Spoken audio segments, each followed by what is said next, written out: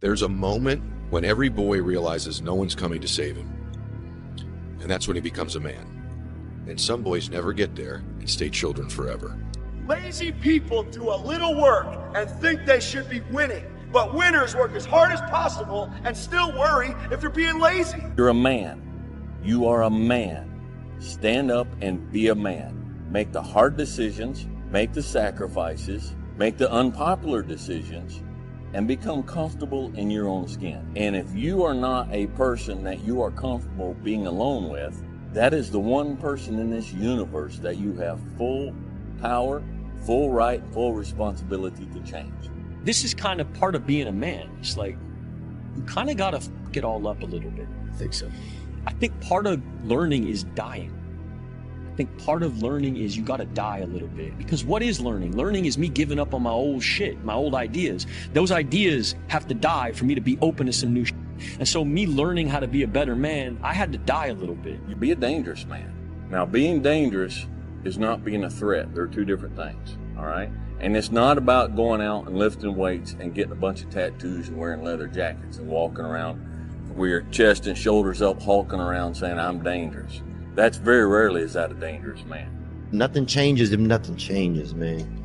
I just want to remind you, because I've spent a lot of time in my life sitting around wanting things to change and not being able to make them change and not thinking I could. And I wish somebody had told me that earlier sometimes, that in order for something to change, there needs to be change. You don't have to feel good about it. You just have to keep going.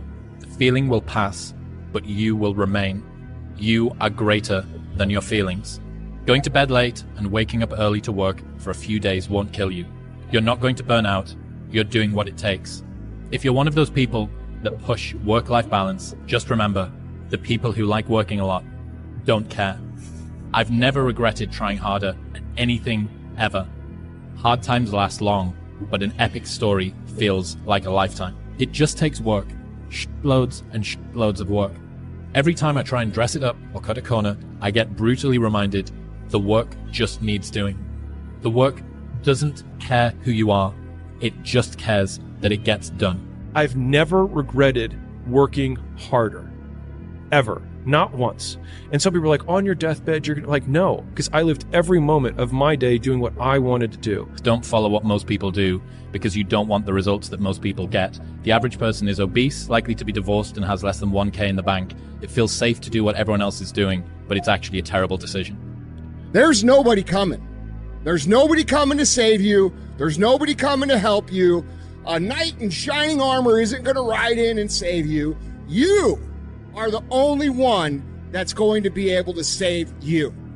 And all this time, you point your finger and you say, I can't do that because I was born here, or I can't do that because I have this issue, or I can't do that because they made fun of me. And you know what's going to happen? Nothing. You're going to get more of the same. You're going to get laughed at more. You're going to be ashamed more. You're going to be frustrated more. And you're going to really regret at the end of your life that you put off taking responsibility for yourself and building yourself into what could be. And when we look around at the world and we look at all the problems and we look at all the chaos, we have to take responsibility for ourselves for creating it. You're not living the best life that you want to live.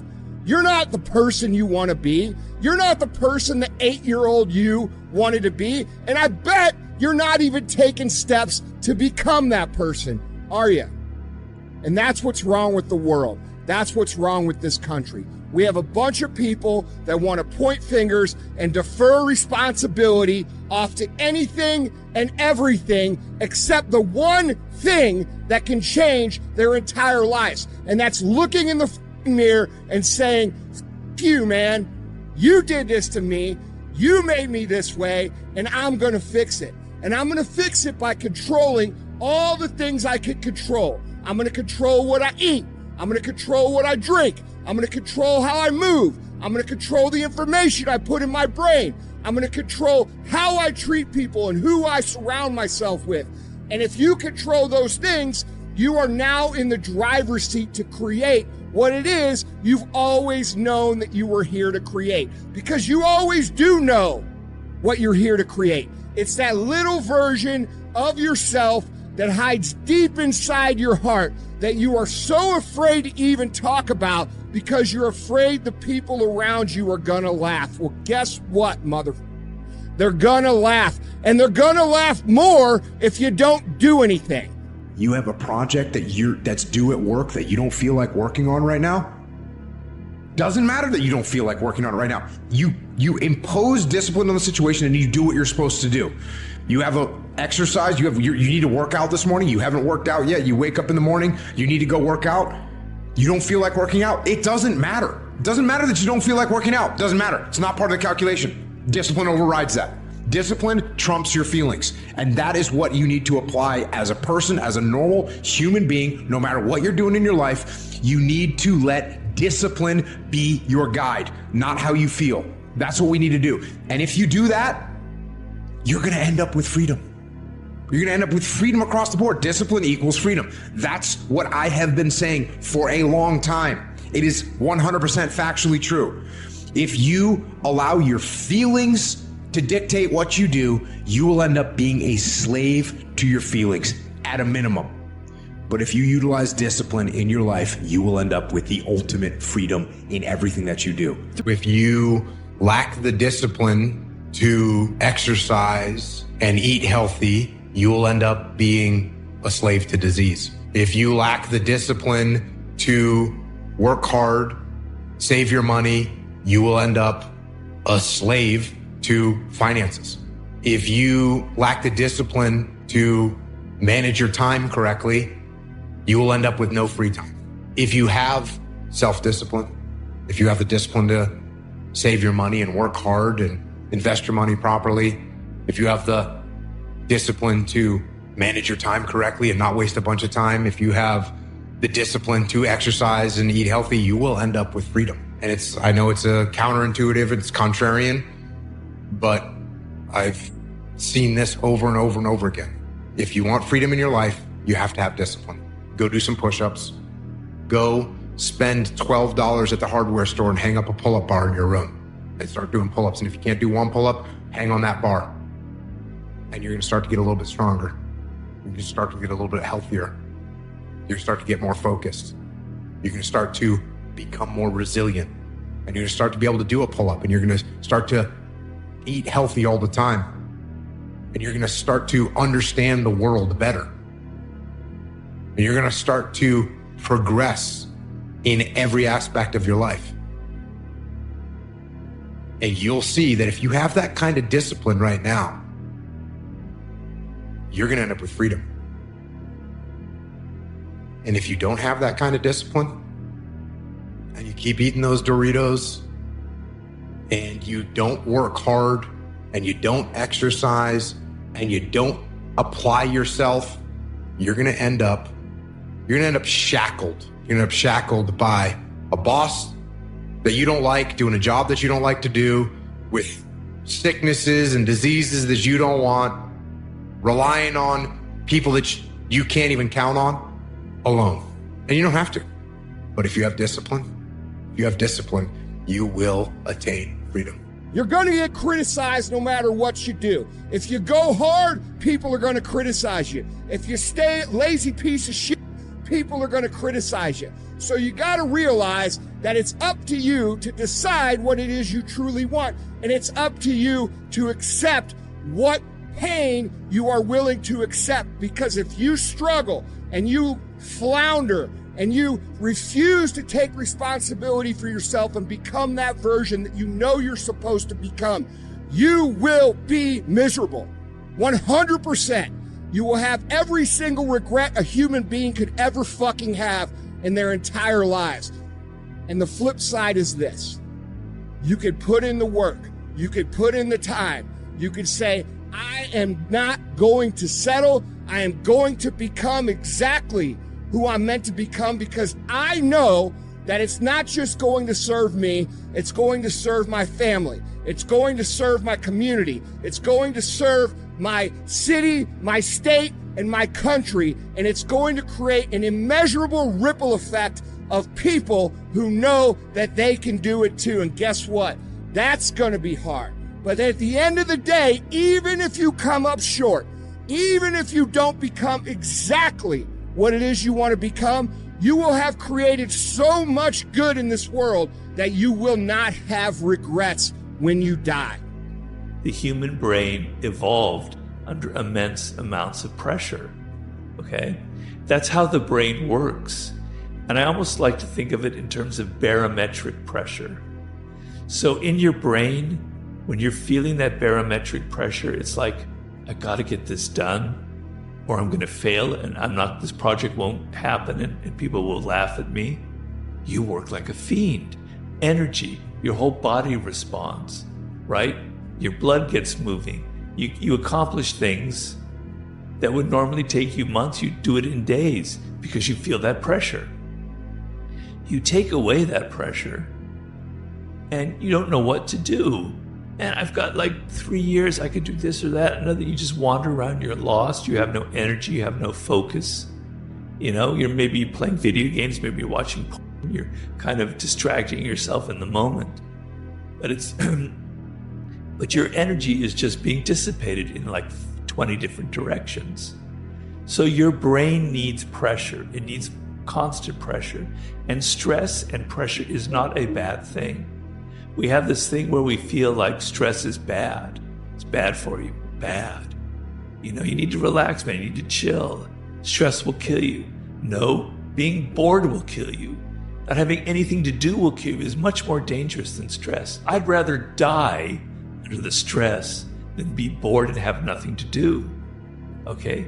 So feeling that pressure, it makes your eyes pop open. It makes your brain focus. It makes you alert. It makes you want to live. It makes everything seem exciting to you because you've got to get things done. If you've always done what you've always done, you're going to continue to get what you've always gotten. You know, the definition of insanity is doing the same thing over and over again, thinking a different result. And I think a lot of people do that. I remember growing up, right, in high school, you know, you get those, right, in high school, you always have those people that you think are going to be like successful. Then you got some that are like losers and stuff like that. And the one thing I noticed with the kids that, you know, whether they were in a lower level, lower IQ class, or they just weren't, you know, they didn't really have aspirations like that, they would say, I'm going to do X, Y, Z, but then you would see what they're actually doing, and they're doing the same thing they've always done. They're still smoking weed, they're still playing video games all the time. They keep saying, I'm going to change, I'm going to make a change, but they never actually make a change. So, I mean, obviously you want to start small. It could be with just like cutting out one bad habit and then slowly building from there. But the reality is you're going to have to give up and stop doing the things you're currently doing if you want to change from what you're doing. Yep. And I don't think enough people understand and appreciate that you must actually take real, hard, tangible steps towards changing if you want to actually get the change that you want. We're going to have successes. We're going to have failures. We're going to have good nights. We're going to have bad nights. We're going to have good relationships. We're going to have bad relationships. We're going to have good ideas and bad ideas. We're going to make money. We're going to lose money. All these things are going to happen. Through discipline, through self-discipline, through repetition, through tons of repetition of the same thing that you don't want to do. And that's the key thing. Through repetition of things you don't want to do, you develop mental, like an armor for your mind. You start to armor your mind, because your mind's like, okay, we suffer every day. It's what we do. We do stuff that sucks every day. So then when the suck stuff comes, you're ready for it. And that's how I started coming up. You know, I just started being very uncomfortable. Now it's like just a way of life. Be the guy who embraces the ugly, the miserable. Be the guy who embraces hard work, the grind. Don't be afraid of being hurt. Don't be afraid of sacrificing some blood. Every fucking day I wake up, and I don't want to do some shit. I'm like, okay, man, do you want to be a bitch today? Do you want to feel like a little bitch? Do you want to walk around all day knowing that you could, but you didn't? So it's perform without purpose. You have to learn how to get up and do shit when you ain't got no fucking 5K, no 10K, nothing. Nothing exists. Your life fucking sucks. You're in the fucking dungeon. But guess what? I'm still going to get it. Because when that time comes, because the time is going to come, when that purpose is there, you'll be ready. It's like the best way to guarantee to not have the life that you want is to do what everyone else is doing. If you want to be exceptional, you're going to be different from everyone else. That's what makes you exceptional. You can't fit in and also be exceptional. Both have discomfort. When you fit in, you have internal conflict because you're not being 100% you. When you're exceptional, You have external conflict because everyone sees you as different. Pick one. When your friends start to say, you've changed, remember it's because they don't know how to say, you've grown. Most people's definition of work is a negative one, which is why they abhor it, which is also why they misunderstand so many people who quote, I'll say quote here, are successful or ahead of them or whatever, is that both people, one person says the word work and the other person hears the word pain. And so the first step to like becoming more successful is understanding the language that the people who are successful are using. They're actually defining the word differently. And so whatever that thing is that you actually enjoy doing, where you lose track of time when you're in it, even if it's challenging, but usually it is challenging, right? Like it's not easy because then it's boring. The people who are, quote, addicted to work make it easy to be addicted to work because they do things worth doing. And I think a lot of it is coming down to making sure that you take the few precious seconds that we have to do the few things that are worth doing for the rest of your life. I don't like it. My body hurts. I'm hurting. How do we get through this? And it's a lab. It's my mental lab. And so when I come home, I'm not forgetting it. And the second, like every day I get done running, or every day I get through working, every day I get through studying, whatever it is that brings me to that place of knowledge, I come home and that book was mostly written on a scratch piece of paper in hand. So I come home from running and I write everything out. I write everything out, all those things. And as I'm running, I'm talking about it. So all these things that pop in my head as I continue to run, I'm going through it. I'm starting to layer it down. I'm starting to break it down into, okay, that happened. Okay, now let's layer this. Because that's just not how it happened. It just didn't happen that way. What led up to this? And so it becomes me by myself in school. I'm literally going to school right now and I'm learning. So when I come home, I write it out. And then I'm able to write out and I'm able to think about it. It's okay. Oh, this is good shit. This will help me later on. And then it becomes what it is now. The dumb shit that I've done or the bad mistakes that I've made, they've taught me. You know, you learn. Like, that's why failure is so important. Like failing and fucking up and making mistakes. It's very important. That's how you learn. That's how the bad feeling that you get from something that you shouldn't have done or wish you didn't do or wish you did better. Like especially failing at something where you half-assed it and you just feel like a loser. Like that just teaches you. It teaches you to get your shit